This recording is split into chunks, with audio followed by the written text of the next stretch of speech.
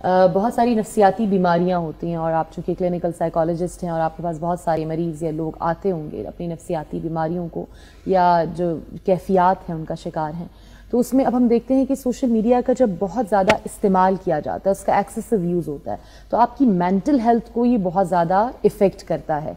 तो किस किस तरह से इफ़ेक्ट कर सकता है और किस किस तरह की डिजीज़ हैं या आपके पास अभी तक जितने भी पेशेंट्स आए हैं उनके अंदर किस लेवल तक आपने इफ़ेक्ट देखा है कि उनकी मेंटल हेल्थ को या उनकी पर्सनल लाइफ को ज़्यादा सोशल मीडिया के यूज़ ने इफ़ेक्ट किया हो?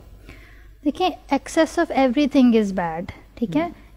सोशल मीडिया हमें फैसिलिटेट करने के लिए आया ताकि हम मॉडर्न ज़माने के साथ कीप अप कर सकें। इसलिए नहीं आया कि हम लोग उसको भूल जाएं, उसको अपने धुन सवार कर लें और हम उसको यूज़ करते रहें। और आजकल यही होता है कि बच्चा जो है वो स्क्रॉल करने शुरू करते हैं, they keep scrolling and they spend hours on the social media and they don't even realise कितना टाइम गुजर गया है, ठीक है।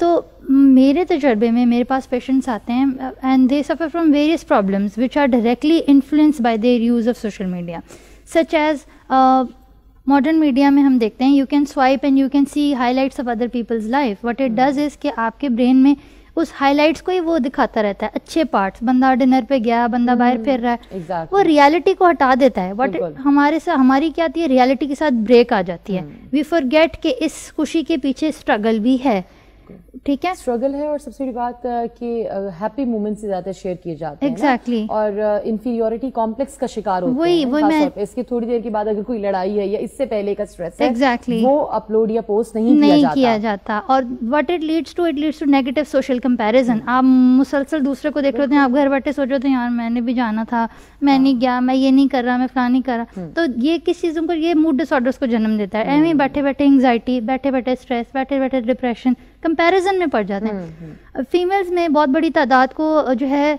ईटिंग डिसऑर्डर्स हो जाते हैं, क्योंकि when they are swiping and they are looking at other women of जो स्किनी होती हैं, तो वो उनके साथ अपने आप को कंपेयर करती हैं, मैंने भी वैसे बनना है, तो वो खाना पीना छोड़ देती हैं।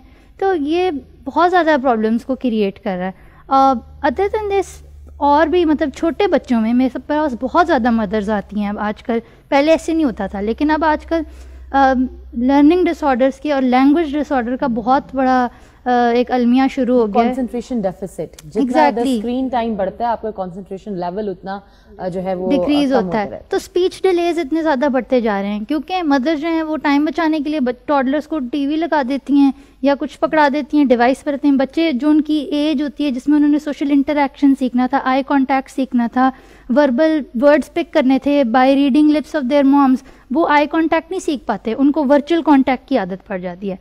तो वो क्या करता है, स्पीच डिलेस कॉज करता है बच्चों में, फिर बिहेवियरल प्रॉब्लम्स आ जाते हैं, एग्रेशन आ जाता है बच्चों में, हाइपर एक्टिविटी आ जाती है।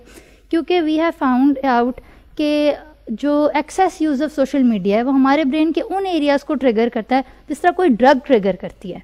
और जब हम किसी ड्रग को अपनी लाइफ से ख़त्म कर देते हैं तो वो विड्रॉल्स में ले जाती है। सिमिलरली यंग एडल्ट्स में और बच्चों में अगर उनकी लाइफ से सोशल मीडिया हटा दिया जाए तो उनको वैसे विड्रॉल्स आते हैं जैसे किसी ड्रग के आते हैं। तो इससे ही हमें पता चलता है कि एक्सेस यूज़ इसका बहुत ख़तरनाक है और इसको बहुत मॉनिटर करके चलने की ज़रूरत है।